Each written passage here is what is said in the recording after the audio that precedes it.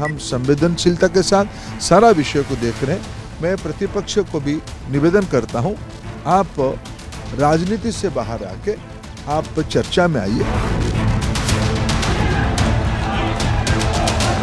मैं रिक्वेस्ट करता हूं प्रधानमंत्री जी को कि ये युवाओं की इशू है और अच्छी तरह प्यार से डिस्कशन होना चाहिए।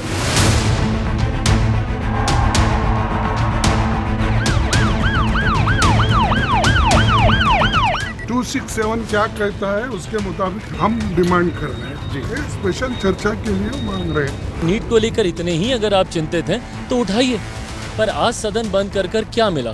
अगर चर्चा होती तो आप भी उस विषय को उठाते, सरकार भी बाधित होती आपको जवाब देने के लिए। पेपर लीक हो गया, उस पर चर्चा करने के लिए तैयार नहीं है लोग, इतने संवेदनहीन है। सरकार की दायित्व देश की नौजवानों की प्रति है, देश के विद्यार्थियों की प्रति है। कोई कार्रवाई नहीं उस शिक्षा मंत्री पर जो पिछले 3 वर्ष से कुंभकर्ण की नींद सो रहे हैं और आज भी शिक्षा मंत्री हो रहे हैं।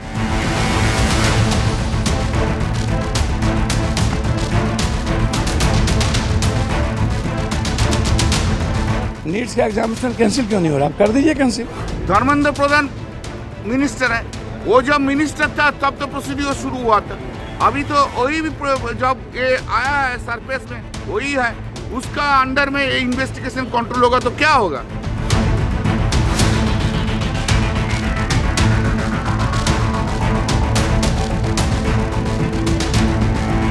बेशर्म सरकार हो गई है और जिनके संरक्षण में सारी चीजें आ रही है। एनटीए के बारे में वो मौन है।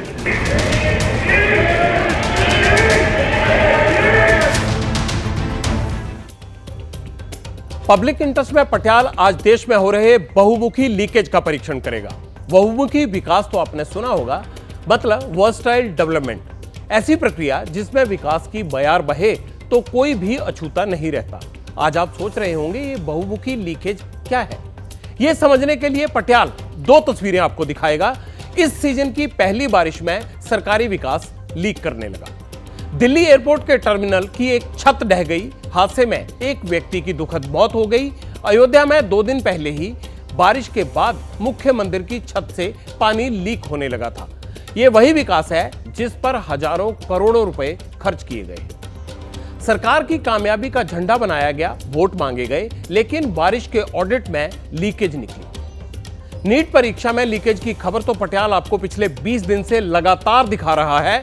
विकास में भी लीक और परीक्षा में भी लीक। इसीलिए पटियाल ने कहा कि बहुमुखी लीक का परीक्षण होगा आज। तो आज भी सबसे पहले नीट परीक्षा में लीक की बारी। पटियाल के लिए यह खबर नहीं है, देश के युवाओं के लिए एक कमिटमेंट है। चारों दिशाओं से बेहाल बहुमुखी विकास की तस्वीरें सामने आई तो विपक्ष को भी मुद्दा मिल गया। आज लोकसभा और राज्यसभा दोनों सदनों में नीट परीक्षा पेपर लीक और धांधली पर जबरदस्त हंगामा हुआ। सदन को शुरू हुए 4 दिन हो गए हैं। सारा वक्त शपथ और राष्ट्रपति के भाषण में बीत गया।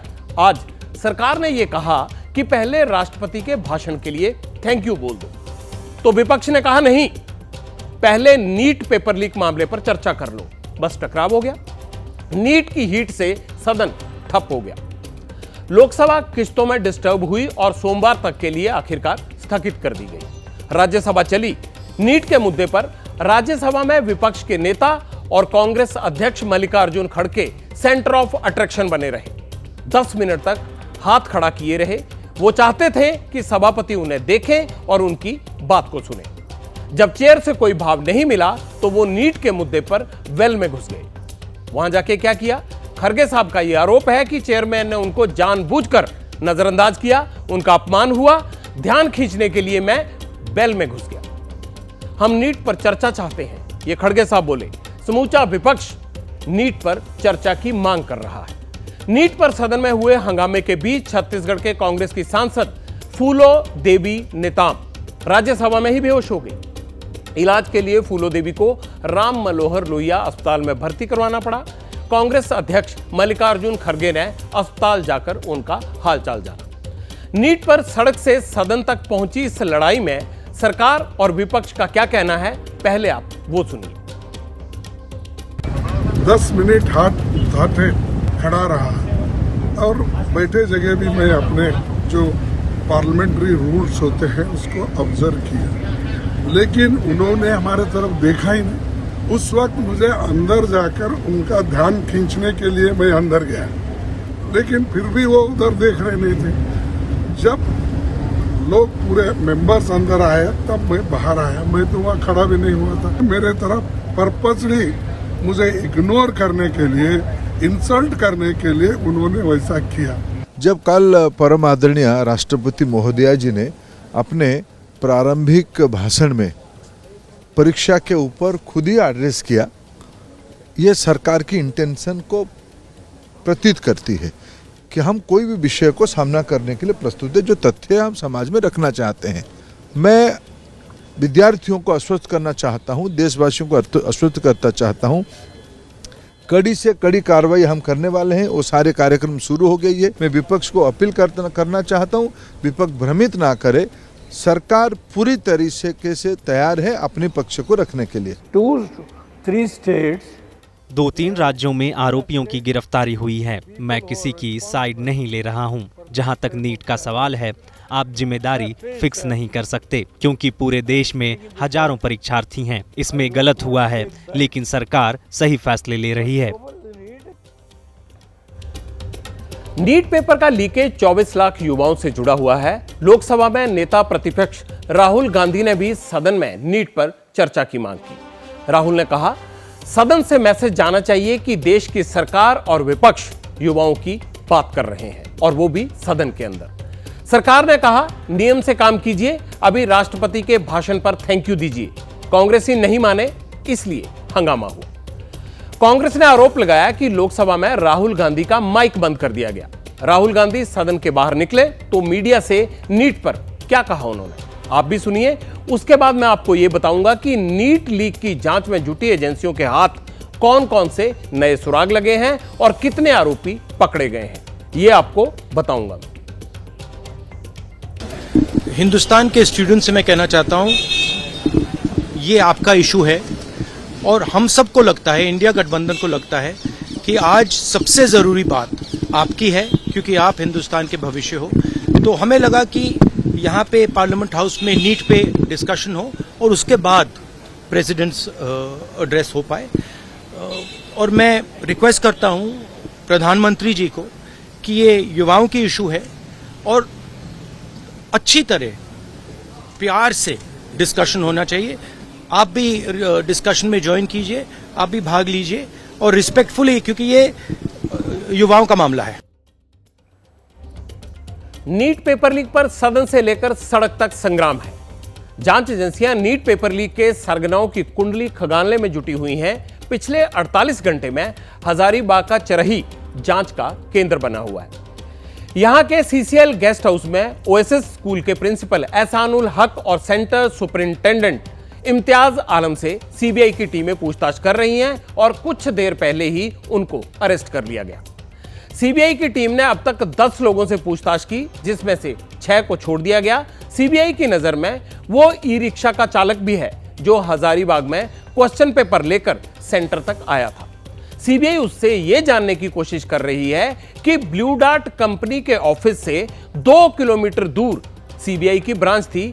इस दूरी को तय करने के लिए ई रिक्शा चालक को कितना वक्त लगा। सीबीआई टीम पता लगा रही है कि 3 मई को ई रिक्शा चालक क्वेश्चन पेपर के लिए जो बॉक्स लेकर गया था, वो पहले कहां गया उसे लेकर, सीबीआई की ब्रांच या ओएसएस स्कूल। अगर सीबीआई टीम को पेपर ट्रांसपोर्टेशन की पूरी टाइमलाइन मिल जाती है तो नीट एग्जाम में बहुमुखी लीक की मिस्ट्री बहुत जल्द सॉल्व हो जाएगी। पेपर नीट लीक पर सीबीआई रूट हजारीबाग में तलाश रही है, लेकिन पेपर की लीकेज सिर्फ एक राज्य तक सीमित नहीं है, यह बहुत सारे राज्यों तक फैली हुई है। पेपर लीक की जांच अभी तक आगे बढ़ी है। उसमें कौन कौन से राज्य शामिल है? उसमें बिहार, झारखंड, उत्तर प्रदेश, महाराष्ट्र और राजस्थान का नाम अब तक सामने आ चुका है। बिहार से 15, गुजरात से 5, महाराष्ट्र से 2 और झारखंड से 8 आरोपियों को अब तक गिरफ्तार किया जा चुका है। पटियाल ने ही आपको बताया था कि बिहार के मुजफ्फरपुर में एक मेडिकल स्टूडेंट पकड़ा गया था। वो जोधपुर से आया था। और उसका नाम क्या था? हुक्माराम। वो प्रयागराज के कैंडिडेट की जगह एग्जाम दे रहा था, लेकिन सेंटर मैनेजर ने उसे माफीनामा लिखवाकर छोड़ दिया। पुलिस अब हुक्माराम को तलाश रही है। अब नीट परीक्षा में नकली कैंडिडेट की तलाश भी जोरों पर चल रही है। नकली कैंडिडेट्स का एक बड़ा केस झालावाड़ में भी पकड़ा गया है। महाराष्ट्र पुलिस ने झालावाड़ में छापेमारी की है। सरकारी मेडिकल कॉलेज के 10 छात्रों को हिरासत में लिया गया था। पूछताछ के बाद 8 को छोड़ दिया गया। 2 को पुलिस अपने साथ मुंबई ले गई। पुलिस एक्शन की सच्चाई जानने के लिए पटियाल ने अपनी टीम को राजस्थान के झालावाड़ मेडिकल कॉलेज भेजा। वो कॉलेज के डीन डॉक्टर सुभाष जैन से मिले। क्या सच्चाई सामने आई, आप भी सुनिए। दिल्ली पुलिस के अधिकारी यहाँ पर आए और उन्होंने यहाँ से जो हमारे 8 विद्यार्थियों के बारे में जानकारी चाहिए, जो कॉलेज द्वारा उनको उपलब्ध करा दी गई। उसके पश्चात 13 तारीख को मुंबई पुलिस से जो है अधिकारी आए। उन्होंने 2 विद्यार्थियों की जानकारी मांगी। ठीक है। और दोनों विद्यार्थी यहाँ उपलब्ध थे और उनको पूछताछ के लिए उन्होंने दिन भर उनसे पूछताछ की। उसके बाद शाम को 6 बजे वो जो है साथ ले गई और इन दोनों ही मामलों की सूचना झालावाड़ पुलिस को हमने दे दी थी। ऐसा आरोप है आपके ये डमी कैंडिडेट के रूप में जैसी जानकारी पुलिस से मिली है। अच्छा। डमी कैंडिडेट के रूप में परीक्षा में बैठना पाया गया है इनका। अच्छा। और संदेह के घेरे में हैं ये बच्चे। जी। तो इनसे जांच की जा रही है। तो ये 2 को लेके गई, कौन सी 13 तारीख को लेके गई? ये 13 जून को है ना। छात्राएं इसमें एक को तो मुंबई पुलिस ले गई। अब पटियाला आपको नीट पेपर लीक में माफिया की फॉरवर्ड प्लानिंग और कॉन्फिडेंस का जबरदस्त सबूत देगा। पटना पेपर लीक की तैयारी 1 साल पहले से चल रही थी। आरोपियों को पूरा विश्वास था कि वो पेपर लीक कर लेंगे। पेपर लीक के लाभार्थियों की डील भी 1 साल पहले ही डन हो गई थी। यह बड़ा खुलासा हुआ है एक हल्फनामे में। यह हल्फनामा आरोपी कैंडिडेट अभिषेक कुमार के पिता का है, जिसका नाम है अवधेश कुमार। इसे पटना पुलिस ने अरेस्ट किया था। अभिषेक के पिता अवधेश कुमार के मुताबिक 3 मई को वो अपने बेटे अभिषेक कुमार को लेकर रांची से पटना पहुंचे थे। पटना में उन्हें सिकंदर यादवेंदु मिला। सिकंदर ने अभिषेक कुमार की मुलाकात नीतीश और अमित आनंद से करवाई। 4 मई की रात अभिषेक को पेपर याद करवाया गया। नीट पेपर लीक में सिकंदर के साथ 40 लाख रुपए की डील हुई थी, यानी इस परिवार ने 40 लाख में डील की थी। इसके लिए 1 साल पहले ही सिकंदर ने इनसे 2 ब्लैंक चेक ले लिए थे। देखा आपने पटियाल कैसे अंदर की खबर लाता है। 1 साल पहले पटना पेपर लीक का प्लान सेट हो गया था, लेकिन हमारी सरकार और एनटीए को इसकी भनक तक नहीं लगी। डील हो रही थी। पेपर माफिया इतना कॉन्फिडेंट था कि वो बैंक चेक एडवांस में ले रहा था, लेकिन सरकार सो रही थी। इस नेक्सस में पेपर लीक के हैबिचुअल ऑफेंडर शामिल है। इसीलिए मैं बार बार कहता हूं कि पटियाल का लर्न प्ले स्कूल जो है उसको एक्सपोज करना बड़ा जरूरी था, क्योंकि पेपर लीक का एपिसेंटर यही लर्न प्ले स्कूल है। सीबीआई ने कल यहां से 2 आरोपियों को गिरफ्तार किया था और उनका नाम है मनीष और आशुतोष। इन पर कैंडिडेट्स को लॉजिस्टिक सपोर्ट देने का आरोप है, पेपर याद करवाने का आरोप है। इससे पहले 13 और आरोपी अरेस्ट किए जा चुके हैं और इनमें से 4 के कबूलनामे पटियाल आपको पब्लिक इंटरेस्ट में दिखा भी चुका है। यहां तक कि जांच में पटियाल को एक महत्वपूर्ण पैटर्न सामने आ रहा है और वो ये है कि इस लीक में कैंडिडेट्स के पेरेंट्स भी एक्टिवली इन्वॉल्व रहते हैं। ये बहुत दुखद बात है, लेकिन सच्चाई ये है कि अगर मां बाप बच्चों की मदद ना करें तो पेपर लीक मार्केट की डिमांड साइड खत्म हो जाएगी और कभी पेपर लीक हो ही नहीं सकता, क्योंकि no demand, no supply, no money, no leak. लेकिन अभी भी हकीकत कुछ और ही है। अब पटियाल नीट पेपर लीक को लेकर एक और बड़ा खुलासा करेगा। इस खुलासे को देखकर आप हैरान रह जाएंगे। खुलासा यह है कि कैंडिडेट्स ने नीट एग्जाम का जो फॉर्म भरा था उसकी जानकारी या यह कहें कि डेटा पेपर लीक के दलालों को मिल गया था। फॉर्म में नीट कैंडिडेट्स ने जो मोबाइल नंबर दिए थे उन्हीं पर लीक एजेंट के फोन आ रहे थे। अज्ञात दलाल यह दावा कर रहे थे कि नीट परीक्षा में 600 अंक दिलवा देंगे, बदले में 80 लाख रुपए लगेंगे। बताइए, जो कैंडिडेट्स ने अप्लाई किया, फॉर्म भरा, वहां से लेके डेटा उनको फोन करने लगे, जैसे घर घर सर्विसेज शुरू हो गई हूं। ऐसे होता है। एनटीए को इसका पता क्यों नहीं लगा? कई कैंडिडेट्स ने पैसे के बदले नंबर दिलाने वाले दलालों की शिकायत पटियाल से भी की। इसीलिए ये बात मैं आपसे आज शरेआम बता रहा हूं कि ऐसा हो रहा था। पटियाल का सवाल है कि एग्जाम माफिया और दलालों को नीट कैंडिडेट्स की डिटेल्स कहां से मिली? क्या यह एनटीए की लापरवाही है? क्या एनटीए के सर्वर से कैंडिडेट्स के मोबाइल नंबर लीक हुए, या फिर कैंडिडेट्स के नंबर लीक कराने में कोचिंग सेंटर्स की भूमिका है? आखिर कोई तो होगा जो कैंडिडेट्स के नंबर इस माफिया तक पहुंचा रहा था। अब पटियाल आपको इस दावे के गवाह से मिलवाएगा। इनका नाम है तारिक अली उस्मानी। तारिक महाराष्ट्र के लातूर में अंबाजोगई में रहते हैं, पेशे से इंजीनियर हैं। उनकी बेटी नीट एग्जाम की तैयारी कर रही है। दावा है कि पैसे के बदले नंबर बढ़ाने वाले दलाल ने उस्मानी से संपर्क किया। पटियाल की टीम से सूरज ओझा ने तारिक अली उस्मानी से बात की। सुनिए वो क्या बताते हैं। ये कॉल फॉर्म भरने के बाद काफ़ी दिनों के बाद आया था और उन्होंने कहा कि आपको 650 के अबव मार्क हम दिला सकते हैं और एक पर्टिकुलर अमाउंट बताई कि वो अमाउंट आपको अगर देते हैं तो हम आपको ये मार्क दिला सकते हैं। तो वो तो प्रिपरेशन का टाइम था, बच्ची भी एग्ज़ाम के तैयारी में लगी हुई थी। उसने बोला कि नहीं, मुझे अभी आप कॉल वगैरह मत कीजिए और हमारा कुछ इंटरेस्ट इसमें नहीं है। और वो बात हमको उस वक्त वो बता नहीं सकी बच्ची, और वो शायद भूल भी गई। लेकिन जब ये मामला सारे देश में उजागर हुआ, उस वक्त उसको क्लिक हुआ कि ये वैसी कॉल मुझे भी आई थी, तो उस वक्त उसने हमको बताया। नीट पेपर लीक की जांच में लगी पटियाल की टीम को महाराष्ट्र के भीड़ में बालाजी महामुनि भी मिले।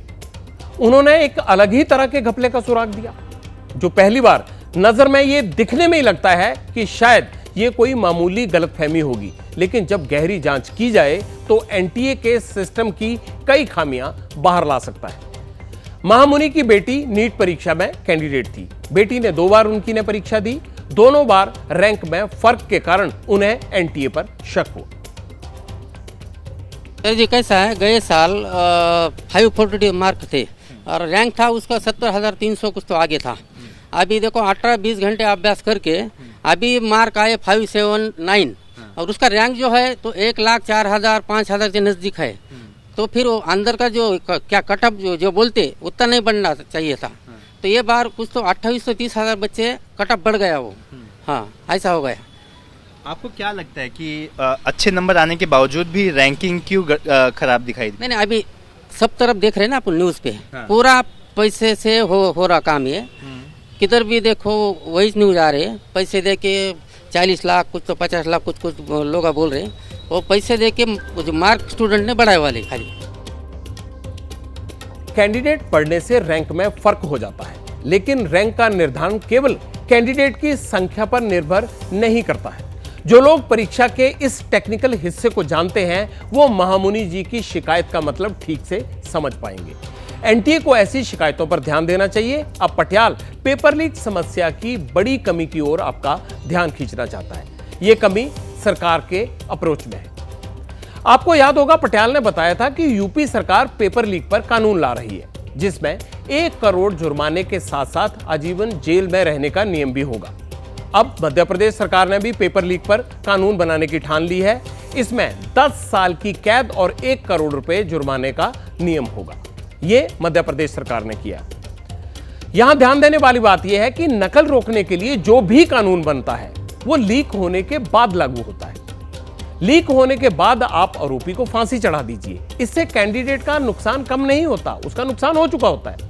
जरूरत तो इस बात की है कि पेपर लीक हो ही ना, एग्जाम में नकल हो ही ना, नकली कैंडिडेट परीक्षा दे ही ना सके।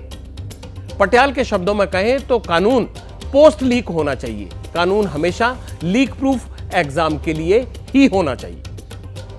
जैसे ही घड़ी का काटा दोपहर 2:30 पे आए, बबीता जी का दिल सास बहू साजिश के लिए मचल जाए। और ये है इनकी बहू पूरे दिन ऑफिस की टेंशन हो जाए गॉन जब ये करें अपना फेवरेट शो फ्री टाइम पे ऑन। इनकी तरह आप भी देखें अपना फेवरेट शो अपने टाइम पर और डाउनलोड कीजिए एबीपी लाइव ऐप अपने स्मार्ट टीवी पर।